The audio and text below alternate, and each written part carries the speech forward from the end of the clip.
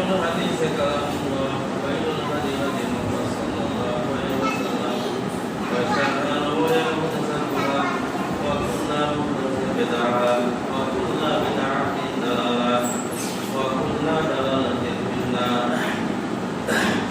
الحمد لله সর্বপ্রথমে আমরা মহান রব্বুল আলামিনের কাছে শুকরিয়া আদায় করছি যে মহান রব্বুল আলামিন আমাদেরকে মেহরবানি করে আমাদেরকে সুস্থতার সাথে তার পবিত্র ঘরে এসে তার কথা বাণী শোনার জন্য তৌফিক দিয়েছেন, এই জন্য আলহামদুলিল্লাহ। সাইয়্যিদুল মুরসালিন খাতামুন নবিয়্যিন রাহমাতুল আলামিন জনাব মুহাম্মদ সাল্লাল্লাহু আলাইহি ওয়াসাল্লাম আজকে মুহররম মাসের 29 তারিখ, মুহররমের আজকে শেষ বুধবার। এই আরবি মাস বছর শুরু থেকে এক মাস চলে গেল। এভাবে আমাদের জীবন থেকে আস্তে আস্তে আমাদের আল্লাহ তাআলার নির্ধারিত হায়াত এরকম আস্তে আস্তে কমে যাচ্ছে। কিন্তু আমরা যদি বুদ্ধিমান হই তাহলে সময়ের মূল্য দিতে হবে। সময়ের মূল্য না দিলে পরিশেষে যায় আমাদের অনুতপ্ত অনুশোচনা ছাড়া কোনো উপায় থাকে না। এই জন্য এই সময়ের মধ্যে আমাদের আখিরাতের কাজ করে যেতে হবে, নেকি কাজ করে যেতে হবে। তাহলে আমরা আখিরাতে যে লাভবান হব। যাই হোক, আমি আমার বক্তব্যের দিকে যাচ্ছি। আমি যে ধারাবাহিক আলোচনা করছিলাম যে ছোট ছোট কিছু সূরা নিয়ে আমি আলোচনা করতে চেয়েছি। আজকে যে আমার আলোচ্য বিষয় সেটা হচ্ছে 114টি সূরার মধ্যে সর্বশেষের 2টা সূরা যে অবতীর্ণ হয়েছে, নাযিল হয়েছে। এটা বলা যাবে না যে এই সূরা অবতীর্ণ শেষে হয়েছে, তা কিন্তু আগেই হয়েছে, কিন্তু সাজানো হয়েছে এইভাবে। 114টা সূরা যেভাবে সাজানো হয়েছে, এটা সাজানো হয়েছে হযরত উসমান রাদিয়াল্লাহু তাআলা এই কুরআনটা সাজাইছে কোন পারার পর কোন পারা, কোন সূরার পর কোন সূরা, এইভাবে সাজানো হয়েছে।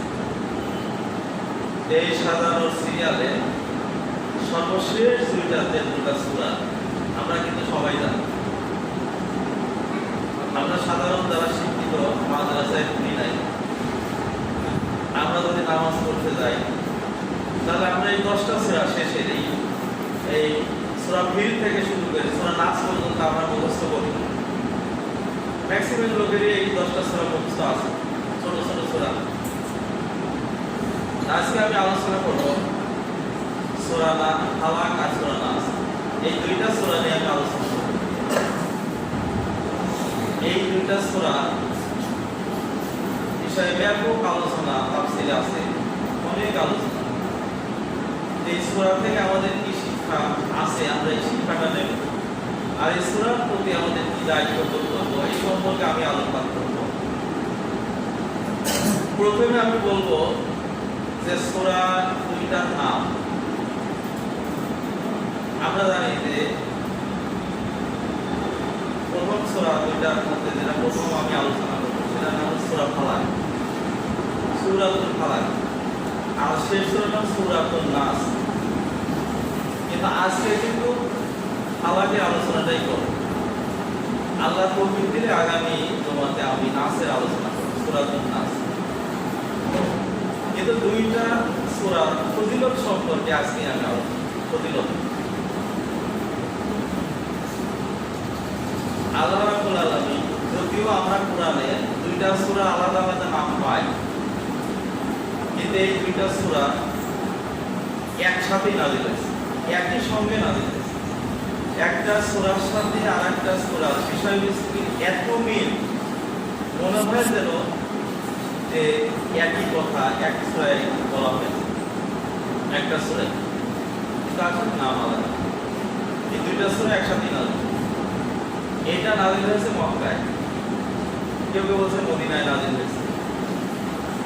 ব্যালেন্স করা হয়েছে এই দুইটা সূরা, যে মক্কায় নাযিল হয়েছে কিন্তু মদিনায় আল্লাহ তাআলা আবার ইব্রাহিমকে দিয়ে আবার রাসূলকে পড়াতে বলেছে যে রাসূল আপনি পড়ুন। এজন্য অনেকে বলছে যে এই সূরাটা মক্কায় নাযিল হয়েছে, মদিনায় নাযিল হয়েছে। এখন এই সূরাটা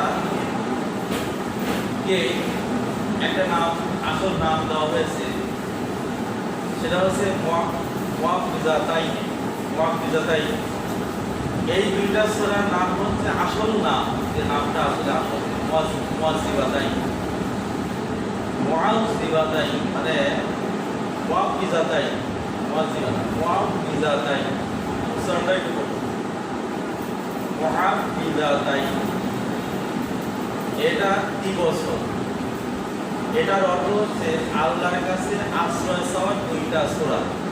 এটা বাংলা অর্থ হচ্ছে আল্লাহর কাছে আশ্রয় চাওয়ার দুইটা সূরা। তাহলে কিন্তু আমরা এই নামের সাথে আমাদের কিছুটা বুঝা এসে গেল যে তাহলে এই দুইটা সূরাতে আল্লাহর কাছে আশ্রয় চাইতে হবে। এখন আসবো আমরা আশ্রয় চাবো কি বিষয় থেকে, কেন চাবো, এটা বিষয় নিয়ে আলোচনা করব। তাহলে মুআউযিজাতাইন আল্লাহর কাছে আশ্রয় চাওয়ার দুইটা সূরা। এখন আশ্রয় কাকে বলে? আমরা জানি যে আশ্রয় বলা হয় যে কোনো বিষয়ের প্রতি আমার যদি ভয় থাকে যে এই বিষয়টা আমার ক্ষতি করবে, তাহলে এই ক্ষতি থেকে বাঁচার জন্য আমরা দুনিয়ায় কিন্তু আশ্রয় চাই। আশ্রয় শব্দের অর্থ সুরক্ষা চাই, সুরক্ষা। যে আমি এমন একটা আশ্রয়ের অবলম্বন করবো যে আশ্রয়ের কারণে আমার এই ক্ষতি থেকে বাঁচায়, এটাই তো আশ্রয়, ক্ষতি থেকে বাঁচায়। এই আশ্রয়টা আমরা যে চাবো, আল্লাহর কাছে কি ক্ষতি থেকে আশ্রয় চাবো, আর আল্লাহ আমাদেরকে আশ্রয় কে দিবেন? এই সূরার মধ্যে তিনটা জিনিস, একটা হচ্ছে আশ্রয় চাওয়া, আর একটা হচ্ছে কার কাছে আশ্রয় চাইতে হবে, আর হচ্ছে কে আশ্রয় চাইবে। এখানে আশ্রয় চাওয়া, সুরক্ষা চাওয়া, এটা বান্দা আশ্রয় চাবে, বান্দা আশ্রয় চাবে, আর আল্লাহর কাছে আশ্রয় চাইতে হবে। তাহলে আমাদের আশ্রয় বা সুরক্ষা দিবে কি আল্লাহ? আল্লাহ আমাদেরকে সুরক্ষা দিবে যাতে আমাদের ক্ষতি থেকে বাঁচা যায়। এই সূরাটা নাযিলের প্রেক্ষাপট আছে। এরপরে মক্কায় নাযিল হয়েছিল, ওই সময় মানে কাফেরদের অত্যাচার থেকে বাঁচার জন্য এই সূরাটা নাযিল হয়। কাফেরদের অত্যাচার, কাফেরেরা যখন আল্লাহ রাসূল দিন প্রচার শুরু করলেন, যে কাফেরেরা আবু জাহেল, আবু লাহাব, আতিক উতবা প্রথমে হার্ড লাইনে যায়নি। তারা আল্লাহ রাসূলকে বুঝাতে চাইছে যে কোন রকম বুঝা করাইয়া কোন রকম ভাবে এই দাওয়াতটা বন্ধ করা যায় না। কিন্তু সব প্রচেষ্টাই ব্যর্থ, যে এটা প্রচার করার দরকার নাই, তুমি যদি মনে করো যে এই দেশে বাচ্চা বানা দেবো, যদি মনে করো যে শ্রেষ্ঠ মেয়েদের সাথে তোমার বিয়ে দেওয়া লাগে দেবো, হ্যাঁ, আর ধন সম্পদ যা লাগে দেবো, তাও তোমার এইসব বাণী প্রচার করার দরকার। কিন্তু আল্লাহ রাসূল কি বললেন যে এটা সম্ভব না। এক হাতে সূর্য আর এক হাতে শ্রদ্ধ দেওয়া হয় না। তোমরা যে জিনিসের লোভ দেখাচ্ছ যেটা তোমরা পারবে না, সেটা হচ্ছে তোমরা দেও, তাও সম্ভব। তখন ওরা চিন্তা করলো যে একে তো তোমার গেল না বুঝা পড়ায়, এখন অবশ্যই হার্ড লাইনে দেব। তখন হার্ড লাইন কি করলো যে তাকে মারার ষড়যন্ত্র, তার প্রতি মানে যত রকম অত্যাচার করা যায় এবং যারা ইসলাম গ্রহণ করছে তাদের উপর অত্যাচার নির্যাতন শুরু হয়ে গেল। তখন আল্লাহ তাআলা এই দুইটা সূরা নাযিল করলেন। আল্লাহ রাসূলকে বললেন, হে রাসূল, আপনি বলুন কুল আউযু বিরাব্বিল ফালাক। ওদের অত্যাচার, ওদের ভয়ভীতি থেকে আপনি ভয় পাবেন। ওদের ভয় থেকে আমি আল্লাহ আপনাকে আশ্রয় দেবো। সুবহানাল্লাহ। আল্লাহর উপরে কোনো আশ্রয় আছে? দুনিয়ার মানুষের উপর যদি আশ্রয় আমরা চাই, মাসালা যেটা, তাহলে কি আশ্রয় কি দুনিয়ার মানুষের কাছে চাওয়া যাবে না? দুনিয়ার কোনো বস্তুর কাছে চাওয়া যাবে না? হ্যাঁ, সেটারও চাওয়ার একটা নিয়ম আছে। এখন আমাকে শত্রু আক্রমণ করলো, আমি দৌড়ে একজনকে বলতে দিতে পারি, ভাই আমাকে আশ্রয় দেন।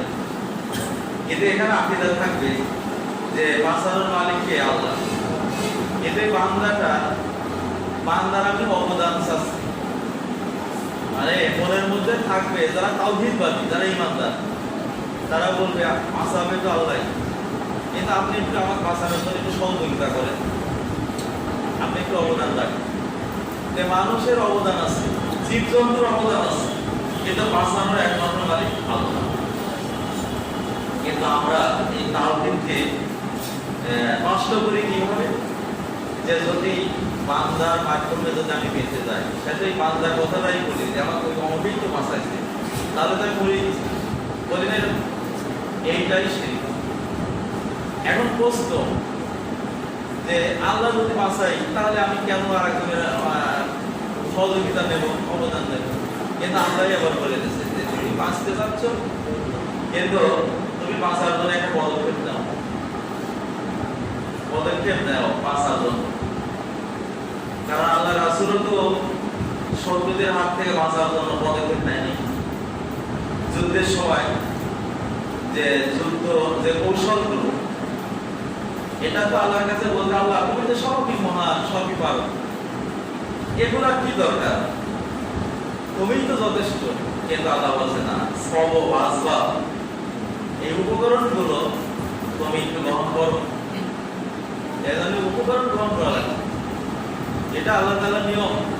আল্লাহর নিয়ম না বুঝলে কিন্তু হবে না। শত্রু আক্রমণ করেছে, আমি দৌড়াবো না, তা তো হয় না। আল্লাহর উপর ভরসা করে দৌড়াতে হবে। যাই হোক, আমরা চাবো আল্লাহর কাছে আসা। কাফেরেরও যখন অত্যাচার শুরু করলো, তখন আল্লাহ রাসূলকে শিক্ষা দিলেন, বলুন হে নবী, আপনি বলেন, বলুন আউযু বিরাব্বিল ফালাক। আউযু এর শব্দের অর্থ আছে আমি আশ্রয় চাইতেছি, আমি সুরক্ষা চাচ্ছি। হে আল্লাহ, আল্লাহরই শিখানোর কথা। সুবহানাল্লাহ। কারণ আল্লাহ বান্দাকে সৃষ্টি করে বলছেন যে বান্দা, তোমার উপর যে পরবর্তী আয়াতে আসছে, তোমার উপর অনেক বিপদ মুসিবত আসবে, সেই বিপদ মুসিবত তুমি ঠেকাতে পারবে না, তুমি এর থেকে বাঁচতে পারবে না, আমি একমাত্র বাঁচাবো, আমি বাঁচাবো। কিন্তু বান্দা তুমি আমার কাছে একটু চাও, বলো। এই বলাটাই আল্লাহ চাচ্ছে। আল্লাহ সৃষ্টি করছে এই জন্য যে আমি যাকে সৃষ্টি করবো সে যাতে আমার কাছে একটু চায়। পৃথিবীতে মানুষের কাছে যত বেশি চাবেন সে তত রেগে যাবে, তাই না? কিন্তু আল্লাহ তার বিপরীত। আল্লাহর কাছে যদি বেশি না চাওয়া যায়, আল্লাহ রেগে যায়। সুবহানাল্লাহ। আল্লাহর কাছে বেশি না চাইলে আল্লাহ রেগে যায়। অনেকে আছে যে আমরা এত আল্লাহর কাছে চাচ্ছি, তাও তো আল্লাহ বিপদ থেকে উদ্ধার করলো না, এরা কিন্তু আল্লাহ খুশি হয়। আল্লাহর কাছে চাইলে এক সময় তো বলেছি যে আল্লাহর কাছে চাই ক্ষতি, লস নাই। হয় দুনিয়ার সাথে সাথে দিবে, না হয় এই চাওয়ার বিনিময়ে অনেক বিপদ থেকে আমাদেরকে বাঁচায় দিবে, না হয় এই চাওয়াটা আখিরাতে দিয়ে দিবেন। সুবহানাল্লাহ। তাহলে সবাই কেমন লস আছে? আল্লাহ চায় যে আমার কাছে চাক, চাইলে আল্লাহ আশ্রয় দেয়। আল্লাহ বলছেন তুমি চাও। ফালাক শব্দের অর্থ হচ্ছে, আমি তর্জমায় চলে যাচ্ছি। ফালাক শব্দের অর্থ হচ্ছে মানে সকাল, প্রভাত সকাল। এই সকালে রবের কাছে আশ্রয় চাও তুমি। আল্লাহ রাসূলও বললেন যে আমি এই সকালের রবের কাছে আশ্রয় চাচ্ছি। সকাল এই জন্য আশ্রয়, এখানে আশ্রয় চাওয়া হয়েছে, রবের কথা বলা হয়েছে। কারণ অন্ধকারের পরে যে আলোটা আসে, এই আলোটা কে এনে দেয় আমাদের? এখানে আল্লাহ বলতেছে যে হে নবী, আপনি কাফেরদেরকে বলে দিন যে তোমাদের এই মুক্তিদানকে আমি ভয় করি, কোনো ভয়ের কারণ নাই। তোমাদের যে ক্ষমতা শক্তি এটা কিছুই না, ঠিক আছে না? আচ্ছা, মানুষের দুনিয়ার ক্ষমতা শক্তি কতটুকু, কত সময়? আল্লাহর শক্তির কাছে কোনো শক্তি আছে? ইন্নাল্লাহ আলা কুল্লি শাইইন কদির। সমস্ত জিনিসের উপর ক্ষমতাবান, শক্তিবান আল্লাহ। হে নবী, আপনি বলে দিন ওদেরকে যে তোমরা আমার ক্ষতি করতে পারবে না, তোমাদের ক্ষমতা বেশি নাই। সবচেয়ে বেশি ক্ষমতাশালী সেই রব, যে রব এই অন্ধকারের পর পৃথিবীতে আলো এনে দিয়েছে, সেই রবের কাছে আমি আশ্রয় চাই। এখানে বলেছে রব কাকে বলে? রব শব্দের অর্থ হচ্ছে যে যার যেটুকু প্রয়োজন, যার যখন যার প্রয়োজন সে যে দিতে পারে তাকে বলে রব। এখন আমরা যে ছোট থেকে বড় হয়েছি, এই বড় করার মালিক কি? আল্লাহ। এই যে ছোট থেকে আমাদেরকে বড় করছে, এটাই হলো রবের দায়িত্ব। আল্লাহ তাআলার একটা গুণ বাচক নাম যে আল্লাহ তাআলার রবের গুণ আছে। তার একটা বৃক্ষ গাছ কেবল মানে বীজ থেকে চারা গজাইছে, এই চারাটা বড় বৃক্ষে পরিণত করে কে? আল্লাহ। যে এই ক্ষমতা যার আছে সেই হচ্ছে রব। আমাদের রিজিক দেয়, এটা রবের দায়িত্ব। যার যতটুকু যখন যেটা দরকার সেই ক্ষমতাটা যে দেয় তাকে বলা হয় রব। এখানে বলছে যে আমি তো তোমাদের ক্ষতি থেকে, তোমরা আমাকে মারার চেষ্টা করতেছ, আমি তোমাদের সকল ক্ষতি থেকে আমি যে এই রাতের অন্ধকার ঘুষিয়ে এই প্রভাত আলো যে এনে দিল, তার কাছে আমি আশ্রয় চাচ্ছি। আমরা তো সারা জীবন এই সূরা তো পড়লাম, কিন্তু একদিন সূরার অর্থটা আমরা একটু জানলাম। তাহলে আজকে যখনই আমি পড়বো এই সূরাটা, তখন কিন্তু এটা আসলে তারপরে বলছে কি এই 5টা আয়াত আছে ফালাকের, এই 5টা আয়াত নিয়ে আলোচনা করব। 2 নম্বর আয়াতে বলা আছে মিন শাররি মা ফালাক। হে নবী, আপনি একটু বলুন, আমার কাছে একটু চান, আপনি একটু আমার কাছে আশ্রয় চান, এই কথা বলে যে মিন শাররি মা ফালাক, আমি যা সৃষ্টি করেছি, পৃথিবীতে যত মাখলুক সৃষ্টি করেছি, সেই মাখলুকের যে ক্ষতি, সেই ক্ষতি থেকে আপনি আমার কাছে আশ্রয় চান। সুবহানাল্লাহ। তাহলে কিন্তু এই নাস আর ফালাক কিন্তু এটা দোয়া, এই নাস ফালাক দোয়া। এরপরে আসলে ফজিলত শেষে বলবো যে নাস ফালাক আমাদের কিভাবে আমরা দোয়া করব, আর এই নাস ফালাক আমাদের কি উপকার করে, পরে আসতেছে। তাহলে 2 নম্বর হলো কি যে পৃথিবীর যত সৃষ্টি করা হয়েছে সব সৃষ্টির যে ক্ষতি, অকল্যাণ থেকে আমি আল্লাহর কাছে আশ্রয় চাচ্ছি। এটার ব্যাখ্যা অনেক। আল্লাহ কি সৃষ্টি করেছে? মানুষ, জিন, ইনসান, নাকি জিন, ইনসান, জীব জন্তু যত আছে, তার মধ্যে যে একটা সবচেয়ে ক্ষতিকর যে যাকে সৃষ্টি করে তার নাম কি? শয়তান। এর মধ্যে শয়তানের ক্ষতি থেকে আছে, যদিও সূরা নাসের মধ্যে শয়তানের কথা আলাদা আল্লাহ বলেছে, কিন্তু এই আয়াতের মধ্যে সব আছে। কিন্তু এই আয়াতের ব্যাখ্যায় আবার পরে বলা আছে, সেটা হলো কি যে আল্লাহ তাআলা কিন্তু এই যে এত সৃষ্টি করেছে, আল্লাহ তাআলা কিন্তু এই সৃষ্টিগুলি সৃষ্টি করেছে মানুষের কল্যাণের জন্য। আমরা আবার বলবো না যে তাহলে পরে আল্লাহ তাআলা এগুলি সৃষ্টি করলো কেন? সৃষ্টি না করলেই তো ভালো, কিন্তু আল্লাহ সৃষ্টি করেছে মানুষের কল্যাণে।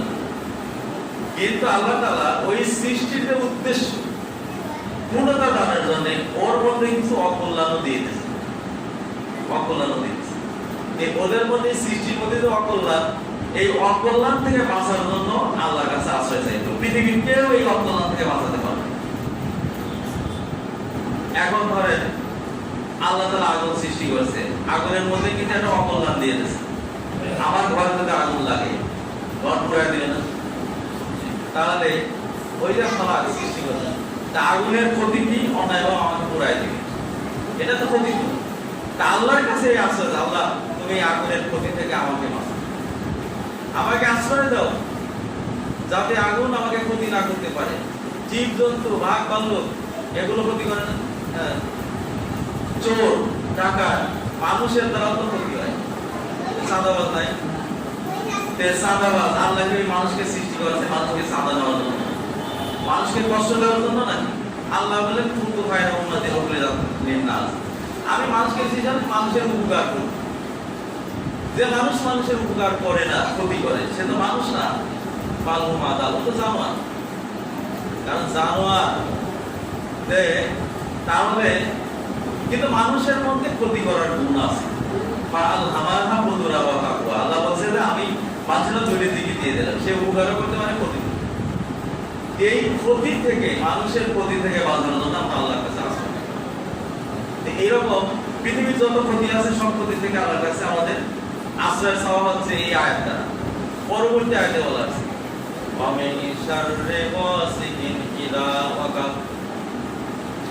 রাতের অন্ধকারের যে ক্ষতি, আল্লাহ তুমি এই ক্ষতি থেকে আমাকে আশ্রয় দাও।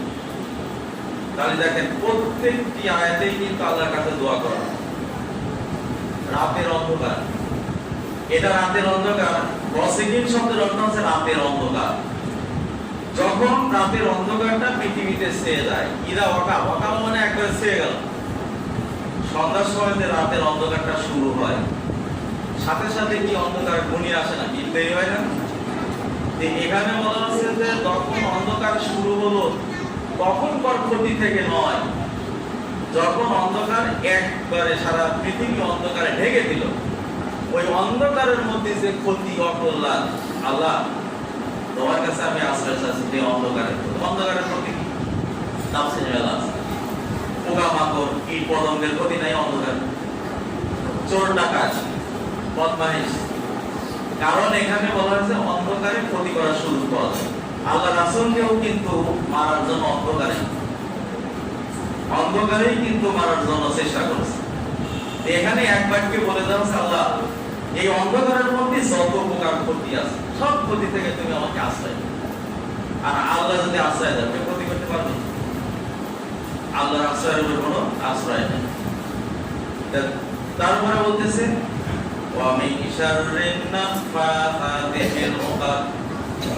এই নাফাসাত শব্দের অর্থ হচ্ছে জাদুকর, যারা জাদু করে। আল্লাহ রাসূলকে কিন্তু মারার জন্য ষড়যন্ত্র করেছিল বিভিন্ন ভাবে। একটা ষড়যন্ত্র ছিল তাকে জাদু করে মারি ফেলার, নাউজুবিল্লাহ, এবং জাদু করেও ছিল। আল্লাহ তাআলা বললেন যে হে নবী, আপনি যত বড় জাদুকরি খান, কোনো জাদু ভুলাবে না, আমার কাছে আপনি আশ্রয় চান, আমি আশ্রয় দিয়ে দেবো। সুবহানাল্লাহ। এটা কিন্তু জাদুকর, জাদু থেকে বাঁচার জন্য একটা কঠিন একটা সূরা। আমরা তো জাদু থেকে বাঁচার জন্য আবার বিভিন্ন কবিরাজের কাছে দৌড়াই না, কিন্তু আসলে জাদুর ওষুধ আপনার ঘরেই রয়েছে। এটাতে কত বড় ক্ষমতা! এই সূরা নাস ফালাক, এটা পরে আমি বলতে চাইছিলাম, এই নাস ফালাক করে যদি আপনি নাস ফালাক করে জাদু করতে বাঁচার জন্য যদি আল্লাহর কাছে আশ্রয় চান, পৃথিবীতে এমন কোনো জাদু নাই যা আপনাকে ক্ষতি করে। আল্লাহ বলতেছে যে হে নবী, আপনি জাদু করে মারবেন, তো জাদুর ঘটনা আবার আছে। আল্লাহ রাসূলকে জাদু করেছিল এক ইহুদি, লবিদ বিন আসাব, যে ইহুদির নাম। বিশাল ঘটনা আছে। এই জাদু করে রাসূলকে মারার জন্য চেষ্টা করছে। আল্লাহ বললেন যে হে নবী, আপনি আমার কাছে আশ্রয় চান, যে যত বড় জাদু করি হোক, কোন জাদু আমার কাছে বলাবো না, আমি আপনাকে আশ্রয় দেবো। সুবহানাল্লাহ। তাহলে এই কথাকে রাসূলকে বলা মানে আমাদেরকেও বলা, আমরাও এটাই বলবো। শেষে যেটা বলেছে ওয়ামিন শাররি হাসিদিন ইযা হাসাদ, হে নবী, আরেক প্রকার ক্ষতিকর মানুষ আছে, যে মানুষরা হিংসা করে। এই হিংসা যারা করে, হিংসাদের ক্ষতি থেকে বাঁচার জন্য হে নবী, আমার কাছে আপনি আশ্রয় চান, হিংসাদের ক্ষতি থেকে বাঁচুন।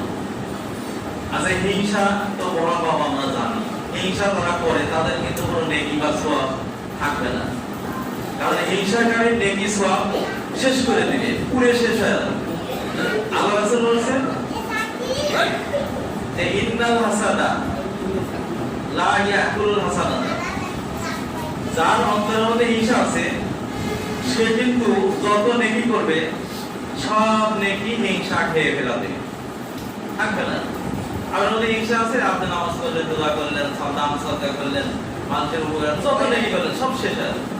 কেমন ভাবে কামা ইয়াকুলুন নারুল ফাসাওয়া, আগুন যেরকম কাঠের গায়ে আগুন লাগাই দিলে কাঠ যখন পুরায় শেষ করে দেয়, ওই তার অন্তরে হিংসা আছে, সে সমস্ত সওয়াবগুলি খায় শেষ করে, আগে যাতে কোনো নেকি নেই, তার মানে হিংসা।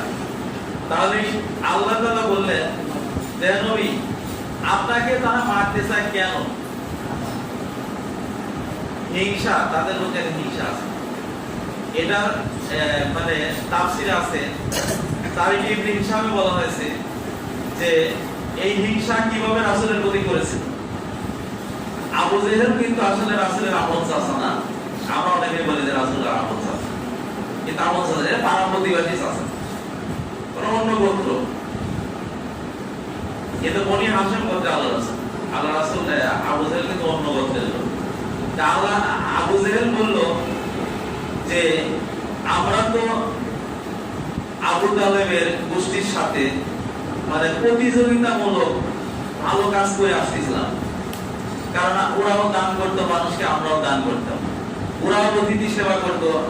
আরব দেশে কিন্তু ওই সময় কিন্তু ভালো কিছু কাজ ছিল, ওরাও অতিথি সেবা করতো। মানুষ অতিথিকে সেবা করে মানুষ অহংকার করতো, একজনকে দান করে অহংকার করতো। বনি আব্দুল মুত্তালিবও তো দান করে, আমরাও তো দান করি, আমার গোষ্ঠীর লোকও তো দান করে, ওরা অতিথিকে সেবা করে আমরাও করি, ওরাও তো মানুষের উপকার করে আমরাও করি। দেখা যাচ্ছে যে সবই তো করি, কিন্তু ওরা আবার আরেকটা নতুন দাবি করতেছে।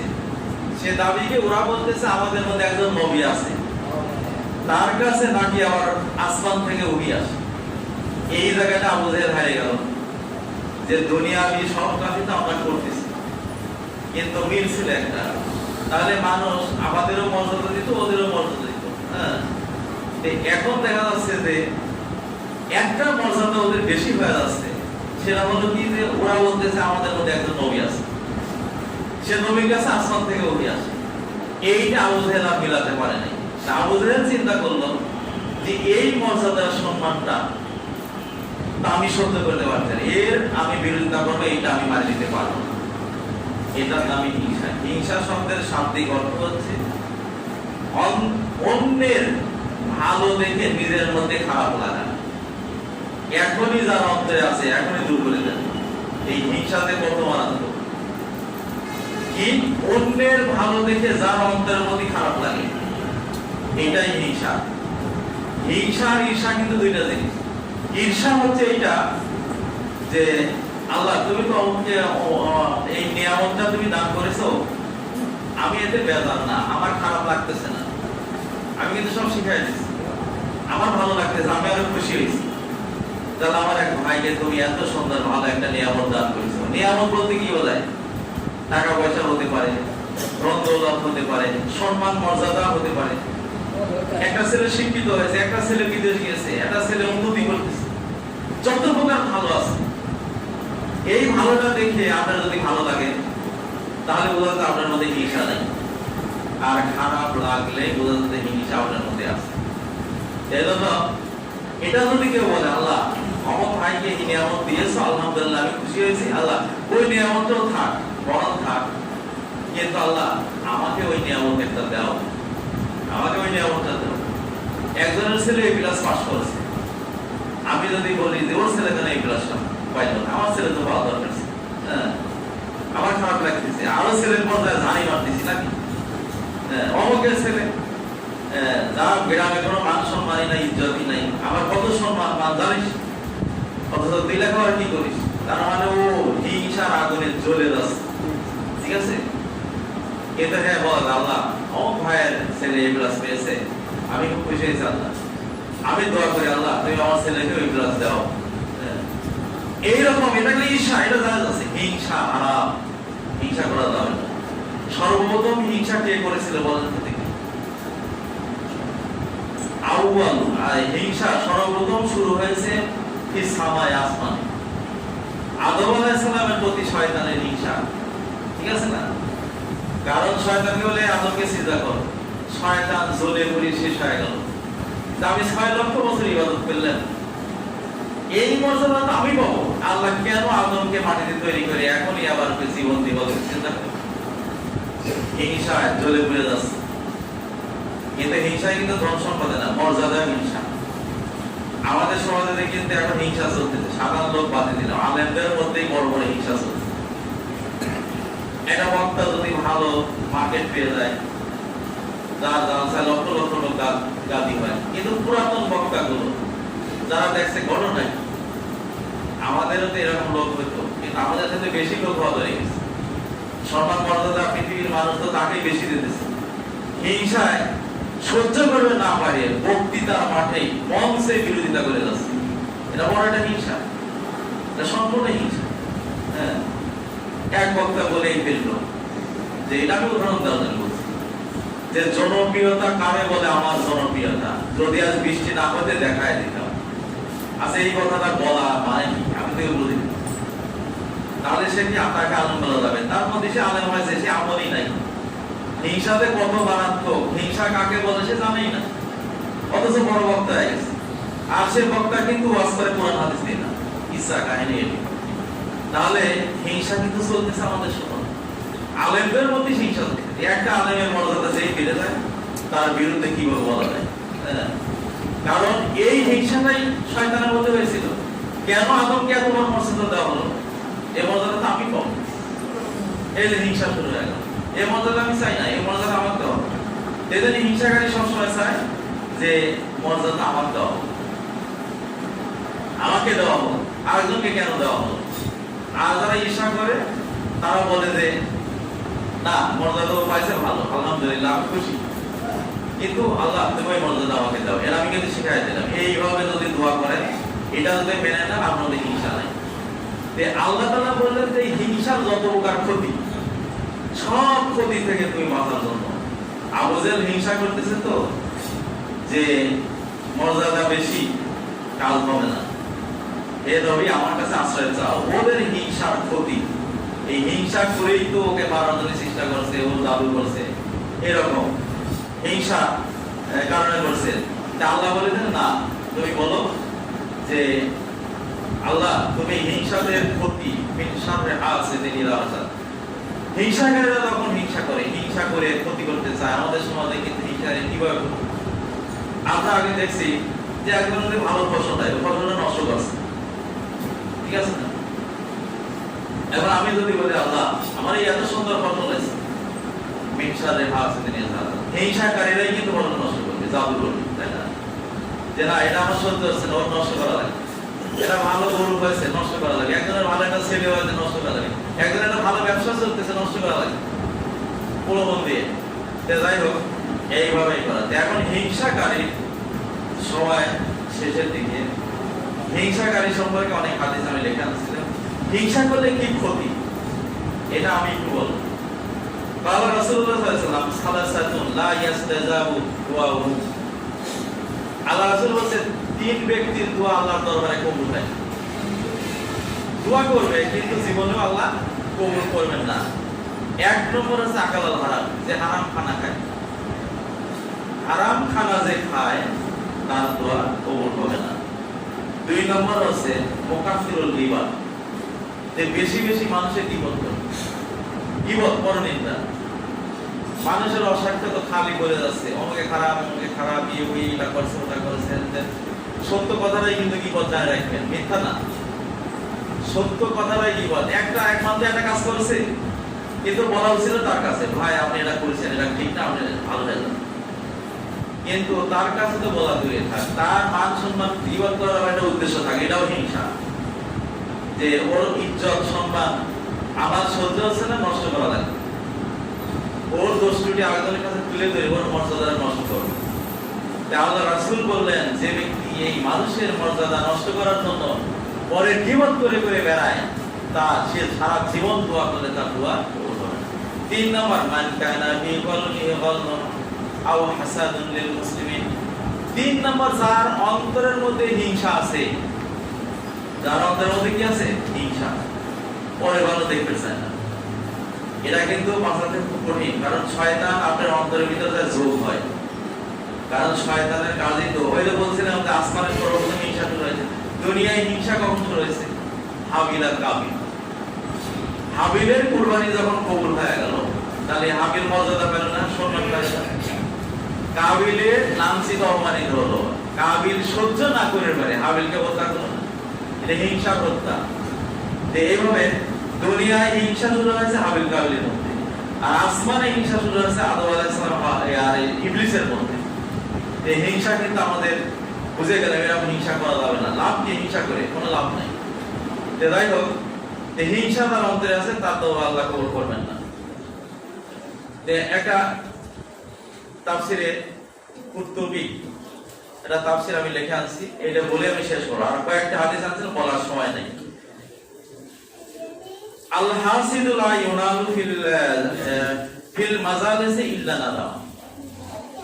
মানে হিংসাকারী দুনিয়াতে, দুনিয়া এবং আখিরাতে, দুনিয়া এবং আখিরাতে পাঁচটা জায়গায় তারা অপমানিত, লাঞ্ছিত হয়, তার কোনো লাভ হয়। এক নম্বর হচ্ছে কোন মজলিসে সে যদি বসে, হিংসাকারী অনুতপ্ত হয়, সে মানুষের কাছে সম্মান মর্যাদা পায় না। ওয়ালা ইনালু ইনদাল মালাইকাতি ইল্লা লানাতুন ওয়া বুগদা। আর ফেরেশতাদের কাছে হিংসাকারী কোনো দোয়া পায় না, ফেরেশতাদের বরদোয়া পায়। ফেরেশতারা হিংসাকারীকে বরদোয়া করে। আসমানে বসে ফেরেশতা বলে, আল্লাহ যারা হিংসা করে দুনিয়াতে, তাদের তুমি লানত নাযিল করো, তাদের মধ্যে রহমত নাযিল করো। হ্যাঁ, রহমতের জন্য দোয়া করে না। তারপরে বলছে লা ইউনালুল ফিল খালাওয়াতি ইল্লা হুজনান।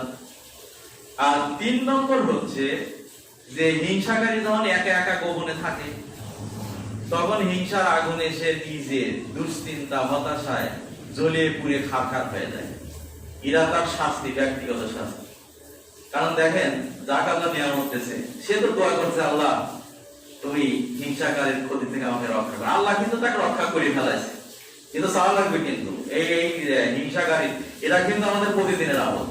হাদিসে আসছে, সে হাদিসটা বলবো। এখন সে কিন্তু হিংসাকারীর ক্ষতি থেকে বাঁচাতে আল্লাহকে আশ্রয় চেয়ে ফেলেছে, আল্লাহ আশ্রয় দিয়ে দিয়েছে। কিন্তু যে হিংসা করছে সে কিন্তু জ্বলিয়ে পুড়ে শেষ হচ্ছে, তার রাত্রে ঘুম হচ্ছে না। কি করে তার ক্ষতি করা যায়, কি করে তার লাঞ্ছিত অপমানিত করা যায়, কি করা যায়, সে নিজের চিন্তা বাদ দিয়ে তার ক্ষতি করার চিন্তায়। তাই বলছে যে হুজনা, সে চিন্তা অস্থিরতার মধ্যে ভুগছে এবং গাম্মান, সে একবারে দুশ্চিন্তার মধ্যে আছে। তার এটা শাস্তি না? বলেন তো, হিংসা আগুনে নিজেই সে জ্বলে পুড়ে মরছে। তার বলছে ওয়ালা ইউনালু ফিল আখিরাতি ইল্লা হুজনান ওয়া ইহতিকারান। আর আখিরাতে হিংসাকারী কি হবে? দুশ্চিন্তার মধ্যে পড়বে এবং তা ইহতিকারান, আগুনের জাহান্নামে, জাহান্নামের আগুনে সে পড়বে। তার ওয়ালা ইউনালু মিনাল্লাহি ইল্লা বুগদান ওয়া মাকতান। আর বলতেছে যে আল্লাহর কাছে হিংসাকারী আল্লাহর রহমত থেকে অনেক দূরে চলে যাবে, রহমতের কাছেও তারা আসতে পারবে না, আল্লাহর দয়া বা রহমতের কাছে আসতে পারবে না। ওয়া মাকতান, আল্লাহর সবচেয়ে রাগ, গুসা। কারণ আল্লাহ তাআলা যে হিংসা করে সেই বান্দাকে আল্লাহ দেখতে পাবে। যাই হোক, আল্লাহ আমাদের সবাইকে তৌফিক দিন, আমরা যেন এই আজকের এই সূরা নাস ফালাক, এই সূরা নাস ফালাক কিন্তু প্রতি নামাজের শেষে পড়ার কথা আছে। হ্যাঁ, এর হাদিসটা আছে, আমার আমি রাসূলুল্লাহ সাল্লাল্লাহু আলাইহি ওয়াসাল্লাম আন্না কারা ফিল মুআযিবাতিন ফি দুবুরি কুল্লি সালাত। ওকবা বিন আমির বলছে, আমাকে আল্লাহ রাসূল নির্দেশ দিয়েছে প্রতি নামাজের পরে সূরা নাস ফালাক পড়বে, প্রতি নামাজের পরে। নামাজ শেষে আমরা দেখা যাচ্ছে যে আসলে আমাদের সমাজে এই যে নামাজের শেষেই হাত তুলে মোনাজাত, এটা নিয়ে তো অনেক বিতর্ক, অনেকে এটা বেদাত বলছে, কিন্তু আমরা বেদাত বলবো না, জায়েজ বলবো। কিন্তু আসলে এইটার কারণে আমাদের কত দোয়া যে নষ্ট হয়। কারণ নামাজে সালাম ফিরে 5 মিনিট দোয়া হবে, 33 প্রকার দোয়া আছে। এই মোনাজাত করে এই জন্য বলা হয়েছে একটা বিদআত চালু হলে হাজারো সুন্নাত মরে যায়। সুন্নাত ছিল নামাজ পড়ে আপনি কেন সাথে সাথে সুন্নাত করবেন? নামাজ পড়ে আপনি দোয়া এই দোয়াগুলি পড়েন। এই যে সাত আছে না অনেকে 33টা দোয়া আছে, সূরা নাস ফালাক পড়েন, অনেক দোয়া আছে, তাসবিহ পড়েন, তাহলিল পড়েন, কিন্তু মুনাজাত করে সে কাম সারা। মুনাজাতে শেষ আর উঠে আমরা দাঁড়াতে, আবার এই মুনাজাতটা এত দূরে করা হয় যে 2 রাকাত 1 রাকাত নামাজ না হয়, তাহলে নামাজই বাতিল। কত বড় গুনাহ হলো! একটা জায়েজ কাজ করবেন না, আমরা কত বড় না এটা নিয়ে বিরক্ত। আবার কিছু লোক কাঁচা দিয়ে লাগি পড়ে, কেন মুনাজাত করা হলো না, নামাজই তো হলো না, নাউযুবিল্লাহ মিন যালিক। এটা তো মূর্খতা, অজ্ঞতা। যাই হোক, তারপর পড়বেন নামাজের শেষে নাস ফালাক। তাহলে আপনি জাদু কাজ কোথায় আসবে? জাদু আসার সুযোগ নাই। আল্লাহ রাসূল বলেছে শোয়ার সময়, আল্লাহ রাসূল নিজেই আমলটা করতেন যে নাস ফালাক, কোন হাদিসে আছে ইখলাসের সাথে সাথে পড়তেন। নাস ফালাক পড়ে হাতের তালুতে ফু দিতেন, 2 হাতের তালুতে ফু দিতেন, 3 বার করে পড়ে ফু দিয়ে এই মাথা থেকে পা পর্যন্ত একবারে দিয়ে তারপরে শুতেন। এই আমলটা করা যায়, জাদু আসবে না, কাছে কেউ জাদু করতে পারবে না, ক্ষতি করতে পারবে না। তাহলে আমাদের সঙ্গে তৌফিক দিন। বিদ্যুৎ চলে গেল, সবার কষ্ট হচ্ছে। আসসালামু আলাইকুম ওয়া রাহমাতুল্লাহি ওয়া বারাকাতুহু।